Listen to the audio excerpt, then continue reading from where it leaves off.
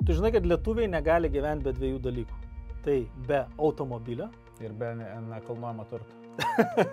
Atėmė iš manęs žodžius. Be automobilio ir be nuosavo nekilnojamo turto. Kiek procentų Lietuvoje žmonės turi savo pirmą nuosavą butą? 90. 90%. Ir dar maža to, kad kas antras, ne kas antras, kas trečias turi antrą nuosavą.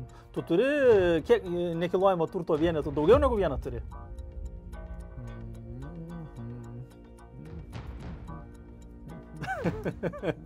Šešis. Sunku suskaičiuoti, ar ne? 6 nekilnojamo turto vienetai. Tai aš turiu tau labai blogų žinių, nes laukia žiauriai baisus nekilnojamo turto mokestis. Tai tau reikės belė kiek mokėti. Tai jau viskas, man jau pardavinėti nekilnojamą turtą. Tai jau tau ne tik, kad pardavinėti nekilnojamo turtą, vis nebežinau, ką darysi, kaip tu išsimokėsi. Taigi, matai, Seimas nori priimti nekilnojamo turto įstatymą ir jį pakeisti ir apmokestinti visus, kurie turi nekilnojamo turtą. Tai 90% Lietuvos visuomenės. Tai tu sakai, kad visi, absoliučiai visi tie 90%, kurie turi nekilnojamą turtą nuo 26 metų, viskas seks valstybėje į pinigėlį. Mano o žmona. vat ir ne. Tu, kodėlgi ne? O vat ir ne. Kas Kaip čia dabar? tik atsidariau šiandien paskaityti žinių paskaityti, kas čia vyksta Lietuvėlėje. Ir matau, valdantieji persigalvojo. Pirmo būsto neapmokestins nekilnojamo turto mokesčio. Viskas. Jie gavo spaudimo aš matai, nepersniausiai filmavau podcastą su Giedrium Skiriu. Nežinau, ar jisai bus išėjęs jau, kai šitas video išeis, bet jeigu bus, tai būtinai pasižiūrėkit, jeigu nebus, tai būtinai sekit ir prenumeruokit finansiškai raštingi kanalą, kad nepraleistumėt naujausių video ir podcastų ir pokalbio.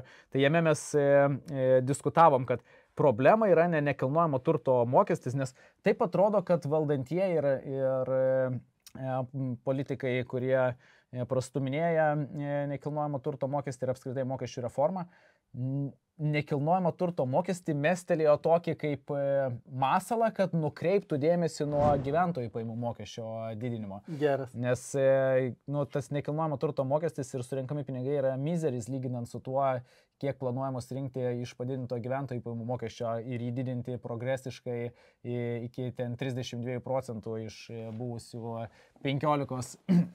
Tai daugiau negu dvigubai gaunasi, nori padidinti šitą. O kiek realiai, jeigu matematiškai paskaičiavus, kiek tas nekilnojamo turto mokestis, kaip aš suprantu, dabar nuo pirmo būto neskaičiuos, bet skaičiuos nuo antro. Mes galim pasižiūrėti, kokia yra realybė su nekilnojamo turto. Jo, tai bendrai taip dar prieš šokant į mokesčius perėsim, pasižiūrėkim dar pradžiai, kiek visą tai apskritai liečia žmonių. Tai jeigu mes jau turim, kad 90% lietuvių gyvena nuosavam būste, jų jau nepalies.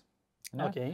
Jau žmona bus laiminga. Jau gerai, nereikės nieko mokėti, nes prieš tai būtų tekę, kad ir nedaug, bet vis tiek. Tada statistiškai trečdalis lietuvių, tai yra 29%, ne, turi 2 nekilnojamo turto vienetus. Tai vadinasi, už antrąjį nekilnojamo turto vienetą reikės mokėti 50 000 bus neapmokestinta, o nuo 50 iki 200 galėsim to nueiti į lentelę, pasižiūrėsim, kaip ten skaičiais viskas atrodo. 8% valdo 3 nekilnojamo turto objektus ir 4% lietuvių turi 4 ir daugiau nekilnojamo turto objektus. Tai bendrai paėmus tas nekilnojamo turto mokestis palies netokį jau didelę dalį Lietuvos gyventojų, kaip iš pirmo žvilgsnio atrodė, nes aišku, daugiausia buvo tie, kurie turi pirmąjį nuosavą būstą, bet kokiu atveju palies. Ir jeigu žiūrėti skaičių pusės, tai kaip ir sakėm, 0% tarifas bus taikomas visai sumai, kas neviršia 50 000. Okay.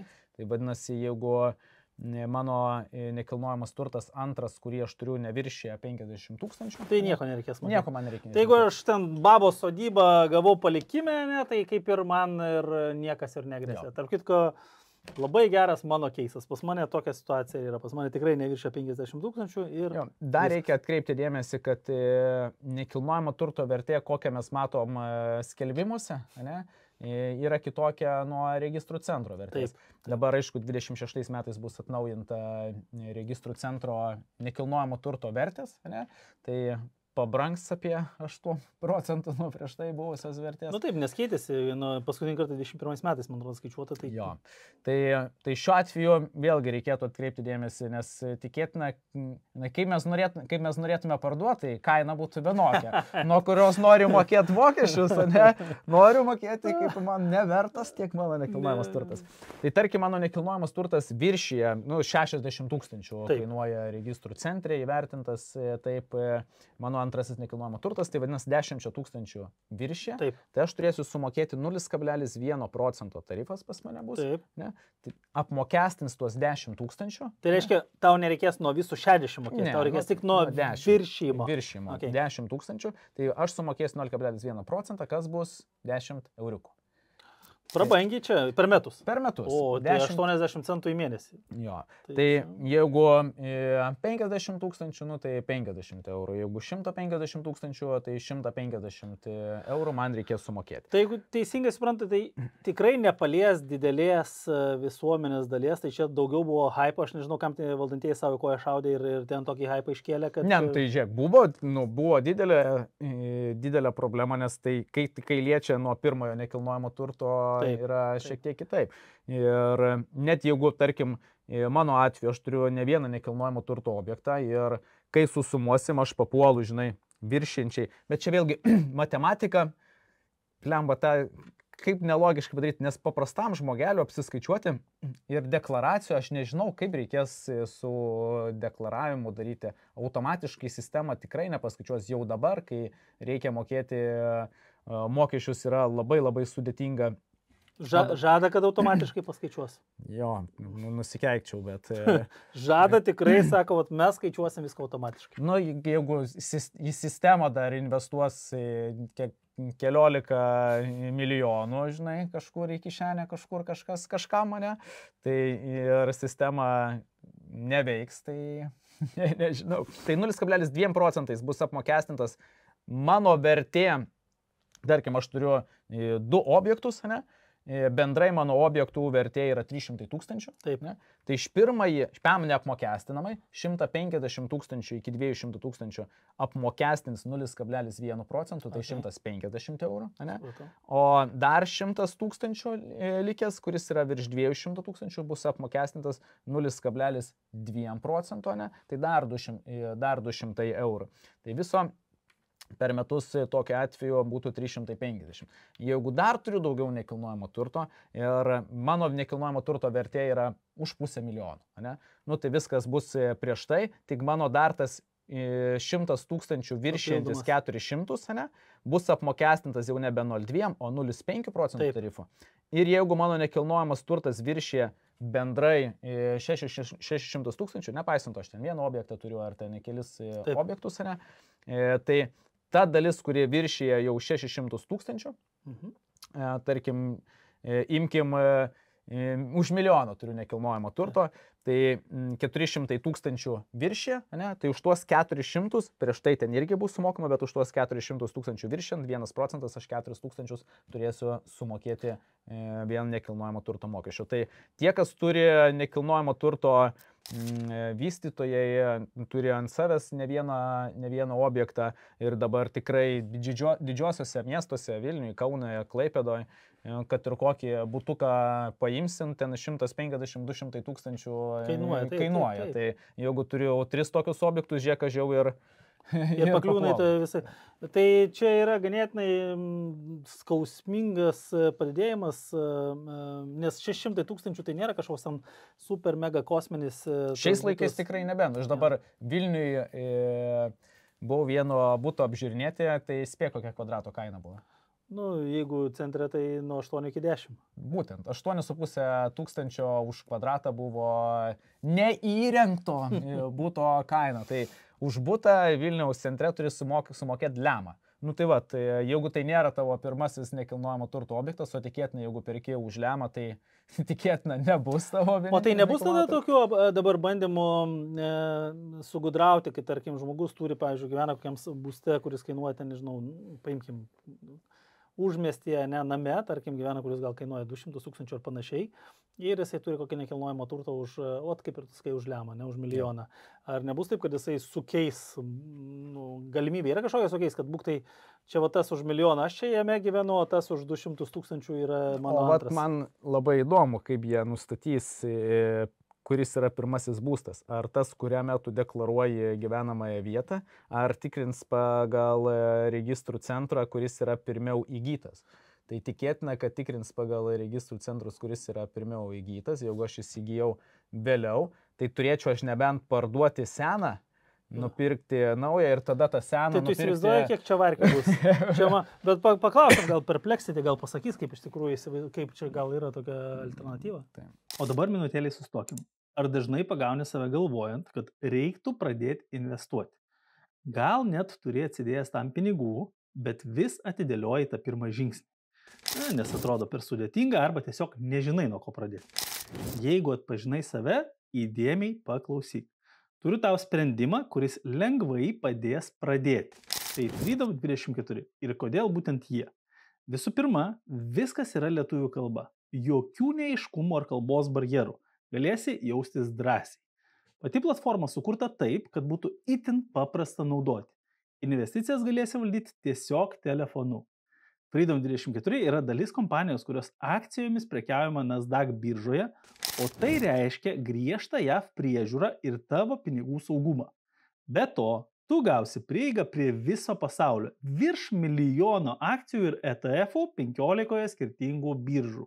O kad žengti pirmą žingsnį būtų dar maloniau, Freedom 24 turi puikų pasiūlymą naujiems klientams. Jeigu atsidarysi ir papildysi sąskaitą per nuorodą video aprašyme, galėsi gauti dovanų net iki 20 atsitiktinių akcijų. Tai yra puikiai galimybė pradėti savo investavimo kelionę su papildomu kapitalu. Todėl nėra ko laukti, leisk savo pinigams dirbti. Spausk nuorodą aprašyme, atsidaryk sąskaitą ir pasiimk savo dovanas. O jeigu nori viską daryti žingsnis po žingsnio, ten pat rasi ir nemokamą instrukciją. Pradėti yra daug lengviau nei tu manai. Tai ką, užklausėm visagalio dirbtinio intelekto ir sužinojom, kad bus galima nustatyti, kas yra tavo pirmasis nekilnojamo turto objektas. Aišku, skamba pirmasis, žinai, čia kaip motinystės atostogas. Tai nei ten atostogas, nei ką, nei tas nei ten atostogas, nei ką. Mano žmonas tai sutiktų, nu gerai. Tai taip pat kaip ir pirmasis nekilnojamas turtas. Gali būti, kad prieš 30 metų pirkau ir visi kainuoja ten porą lemų ir jis vis dar yra pirmasis nekilnojamas turtas. Tai ką bus galima padaryti, tai tiesiog brangesniam nekilnojamam turtui užsiregistruoti, deklaruoti gyvenamąją vietą. Ir jeigu deklaruoji gyvenamąją vietą ir tenais gyveni, tai tokiu atveju nuo to pirmojo nekilnojamo turto, kuris bus brangiausias, galėsi nemokėti nekilnojamo turto. Tai mokėsi nuo to antro, kuris nuo sodo namelio. Močiutės sodo namelio. Tai gal tada išeitis yra, žinai, kaip sako, turtuoliai dabar paims viską ir ant įmonės užsirašys, ant komercinio ir nieko nebemokės, vėl apgaus vargšų žmonės. Nu, šito vietai dėja irgi pagalvojo. Tai komercinis nekilnojamas turtas ir taip turėjo mokestį nuo 0,3 iki 3%, priklausomai nuo savivaldybės, kokia ta rinkliava yra. Ir dabar, grįžtant šiek tiek trumpai prie gyvenamojo nekilnojamo turto, irgi planuojama, kad mokesčių surinkimas būtų surenkama savivaldybėse. Ir prieš tai buvo, nežinau, ar atmetė šitą, ar vis dar yra, kad savivaldybė galėtų spręsti, kad kažkurie apmokestina, kažkurio neapmokestina ir savo lėšomis ten sudengti. Taip pat supranti, kiek čia pilkos zonos atsiranda. Ir šiaip skatinamas savivaldybėms, skirtingas savivaldybės surinkinėti lėšas. Blemba, man atrodo, kad čia tų vietelių, ką aš su Eimantu Norkūnu podcast'e kalbėjau, kuris 4 metus kamšė ir gaudė visokias valstybės išlaidas, jų tik tai padaugės, o nesumažės. Nežinau, ar čia yra best sprendimas, bet jis yra toks, koks yra. Tai grįžtant prie komercinio nekilnojamo turto, kaip ir sakiau, nuo 0,3 iki 3 šiai dienai yra. Ką dar planuoja padaryti su mokesčių reforma? Tai įvesti 0,2% papildomą mokestį gynybai. Komerciniam būtent nekilnojamam turtui. Ir apskritai visas politinis kaip bumas, kuris buvo kalbama, kad sumažinti galbūt tokie tiek rinkėjų, tiek apskritai žmonių, nežinau, baimę ar pyktį, ne? Tai buvo kalbama apie tai, kad taigi mes šitos mokesčius renkam gynybai. Ir dabar, kaip aš suprantu, viską ant verslo pakabino, tai tegu verslas apmoka gynybą. Tai ir verslo, bet jeigu tikrai tas mokestis yra gynybai, ne, kam tą mokestį gynybai, nes dabar yra sakoma prieš tai dar dėl gyvenamojo, kad mes renksim irgi gynybai, nors po to, tai kažkur mes tos mokesčius panaudosim, infrastruktūrai, ten sistemas. Žodžiu, parodymai nebesutampa. Nesaina galai, kur iš tiesų kam bus panaudota, bet aišku, žmonėms yra sakoma, kad svarbugi karas mūsų priešas gali užpulti ir tai yra bendrai geras metas, kada žmonės yra tokioj susirūpinę baimėje, ne? Taip. Naudoti šitą kortą, baimės kortą, ne? Kad mes surinksim daugiau pinigų gynybai, nors kiek pinigų gynybai nukeliaus, gali būti, kad iš vis niekas nenukeliaus, savivaldybėse pinigai bus padalinti švietimui, infrastruktūrai ir kitiems dalykams. Ir ką komerciniam tikrai planuoja įvesti, tai 0,2 padidinti, tikrai, kad gynybai nukeliautų, o visa kita klausimas. Tai čia yra su komerciniu nekilnojamu turtu, bet kaip tu ir paminėjai, tai, o jeigu aš turiu verslą, ne, turiu įmonę, ne, ir ant įmonės sukabinu gyvenamąjį nekilnojamą turtą, tai šito vietoj aš nežinau, kaip tiksliai bus, prieš tai toks nekilnojamas turtas irgi buvo apmokestinamas, priklausomai nuo savivaldybių, jisai galėjo būti apmokestinamas mažiau negu komercinis nekilnojamas turtas ir tą patį jie planuoja padaryti ir su šitą mokesčių reformą.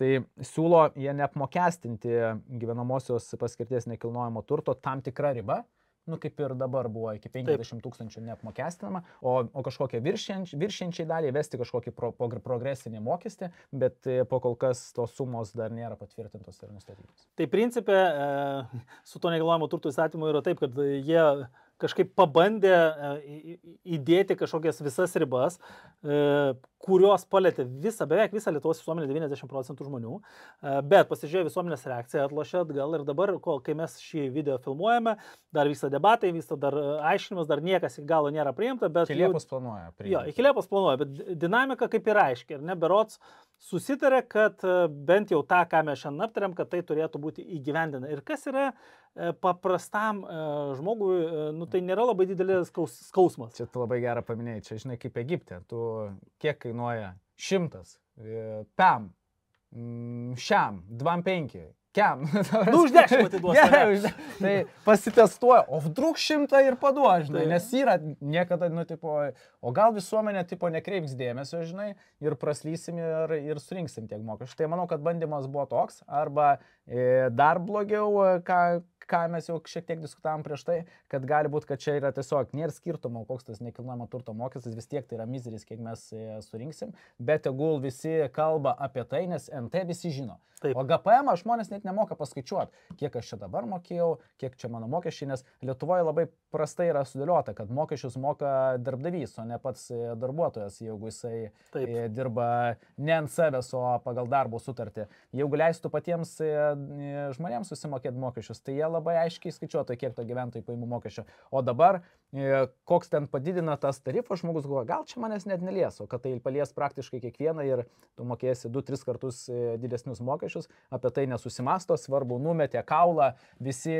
pulkit, žinai, nekilnojamo turto mokesčius, blembo, aš mokėsiu 10 eurų, nenoriu mokėti, žinai. Čia, kai tai filme Odega vizgina šunį, jeigu nematėt, važiuokit, labai geras filmas apie tai, kaip veikia politika, kaip veikia mąstymo valdymas, ne, kai tu duoji, kaip tu sakai, numetė kaulą, kad kalbėtų visi apie tą dalyką, o nekalbėtų apie šitą. O apie mokesčių padidėjimą, apie mažąją bendryją, apie individualius mokesčius, kuriuos realiai žmonės sumoka ir kuo tai skiriasi nuo to, kur sumoka darbdavys mokesčius, mes turėsim dar vieną video, tai prenumeruokit mūsų kanalą, spauskit like ir subscribe mygtuką, varpelį tą, kad nepamirštumėt ir bus labai geras, įdomus video, kur mes taip pat su Gintaru aptarsime mažosios bendrijos privalumus minusus ir individualios veiklos privalumus minusus ir kokius mokesčius mes sumokam. Tai bus tikrai įdomus video, bet aš turiu jums jums klausimą, Chebrytė, ką jūs manot apie šią nekilnojamo turto mokesčių reformą ir apskritai apie mokesčių reformą? Tai tikrai laukiam jūsų nuomonių. Parašykit, kas turi nekilnojamo turto, gal jau pasiskaičiavot, kiek turėsit mokėti, ar džiaugiatės, kad bus neapmokestinamas pirmasis nekilnojamas turtas. Ir ką apskritai, kaip sakau, galvoti apie mokesčių reformą ir siūlau tikrai pasigilinti ir į GPM pokyčius ir pasiskaičiuoti ir baryti, kelti mitingą aš prie jo tikrai prisijungčiau, nes man atrodo tai yra svarbiau negu nekilnojamo turto mokestis. Tai laukime jūsų nuomonės ir laukiam jūsų komentarų, visą laiką juos paskaitom, palaikinam, uždedam širdutę ir atsakom, taip kad komentuokit, o mes su jumis bendrausim. Ir jeigu nuspręsite, kad reikia imti gyvenimą į savo rankas ir nuspręsite pasikonsultuoti, įdarbinti pinigus, tai visos reikalingos nuorodos yra šio video aprašyme. Ir kam? Tai linkime tinkamų priimtų mokesčių reformų ir sėkmingo investavimo ir žinoma pasimatysim kitose video. Iki. Iki.